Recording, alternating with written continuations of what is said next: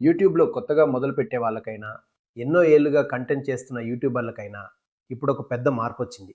అదే AI artificial intelligence.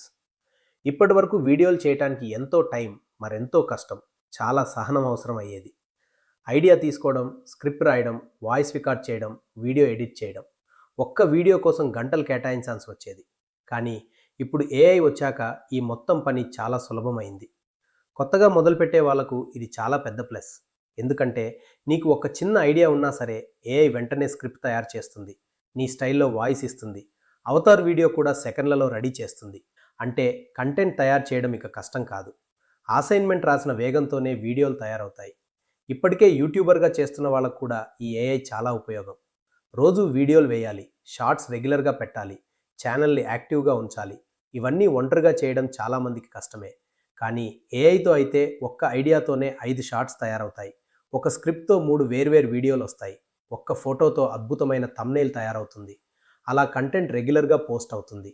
అంటే ఏఐతో మీ దగ్గర ఓ టీం ఉన్నట్లే. కానీ ఒక ముఖ్యమైన విషయం, ఏఐ ఉందని అతి ఉత్సాహంలో తప్పులు చేయొద్దు. ఏఐ చెప్పిన ప్రతి సమాచారం సరైనదా కాదో చూసుకో. ఇతరుల ఫోటో, వాయిస్ అనుమతి లేకుండా వాడకూడదు. ఏఐ మీద పూర్తిగా ఆధారపడవద్దు. నీ స్వంత ఆలోచన, నీ స్వంత స్టైల్, నీ నిజమైన మాటే ప్రేక్షకులను నీ ఛానల్కి కట్టిపడేస్తుంది. ఏఐ ఒక సాధనం మాత్రమే. నీ క్రియేటివిటీకి అది ఒక బలమైన సపోర్ట్. నీ యూట్యూబ్ జర్నీ కొత్తగా మొదలైందా? లేక ఎన్నో ఏళ్లుగా చేస్తున్నావా? ఏఐని సరిగ్గా వాడుకుంటే నీ ఛానల్ను నెక్స్ట్ లెవెల్కు తీసుకెళ్లడం చాలా సులభం.